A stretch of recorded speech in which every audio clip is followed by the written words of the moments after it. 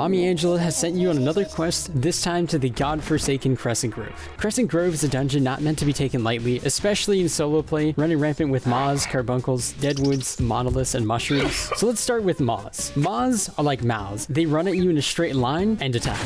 Monoliths are, being a stronger variant of the golems, they are similarly capable of whacking, smacking, and will constantly ruin your day when in combination with other threats. Now, as edible as Carbuncles look, don't read into that, they are a bit lower on the list in terms of danger. While they do have their own threatening attacks, on their own they're not too difficult to parry. Just need to look out for the occasional bomb. Tree Trunks over here, also known as Deadwoods, these on their own don't really amount to much, but they do make up for their ranged attack, which when you're being assaulted by several other monsters all at once, the attack really blends in, and it typically doesn't end well. And last but not least, Mushrooms. These speedy little gremlins and spin and dash, and they are fast, and as cute as they are, they don't pose as much of a major threat unless you're not paying attention.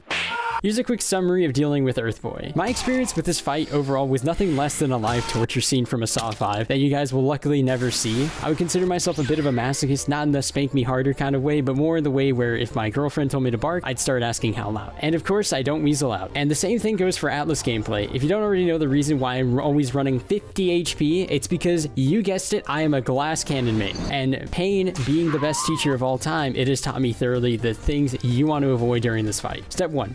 If you're struggling with the fight itself, you have two choices. If you take the blue pill, you will then leave and go and level up to avoid permanent brain damage. However, if you take the red pill, you will then expose yourself to the next 4 hours of excruciating misery that will make you age like milk in the sun. So, let's say you decide to take the red pill. At this point, it really comes down to levels, because if you're 15 or 16, then you officially signed up for what I would consider the true Dark Souls experience, because not only do you have to worry about timing, but it doesn't really matter. At level 15, if you block regardless of how you time it, he will penetrate through you and damage you every single time. Doesn't really matter what you do. Being below 17 just adds another layer of agony, and if you're 16, you basically are able to block, but not really. You can't parry, that's just not a thing you can do. But there's a bit of a catch here, because if you remember what I said about the timing not mattering, you not blocking also means you're dead. And if you even think of the fact that you could use stamina items to recover you, now lies another problem. There are only 2 stamina items in the game, so if you do what I like to call smash juicing, you're going to want to prepare your cavities for this next part. Smash juicing isn't easy. It requires setup, pattern recognition, and timing. 3 things. So the first step to this multi-step deal is to kill those guys. Seriously, you're not winning without killing them if you're on your own, unless you're some maxed out god, or you're doing some other unholy shit. Yeah, I know. Pattern recognition is basically if you're going to do things right, you need to know the pattern, otherwise...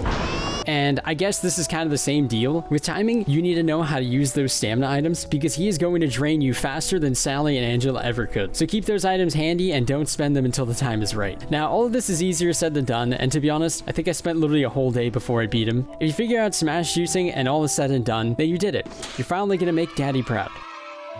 This is a bit of a closing statement, but for this video, I re-recorded it multiple times because I couldn't really settle on a specific format that I wanted to work. I haven't actually played the other classes yet, so I couldn't really give class-specific advice. There's definitely multiple ways you can approach the fight depending on who you're playing as and what kind of build you're running. So this is more of a general one-size-fits-all kind of deal. You can generally try to apply this to any playthrough, and honestly, I'm kind of hoping that this applies to Bandit and Mystic. If you guys enjoy this format, I keep things fresh and have this in circulation every now and then, and yeah, that's pretty much it. We also have a Patreon and a Discord if anybody's interested. If you want to check those out, it's up to you. Alright, good night. I'm gonna go choke on something.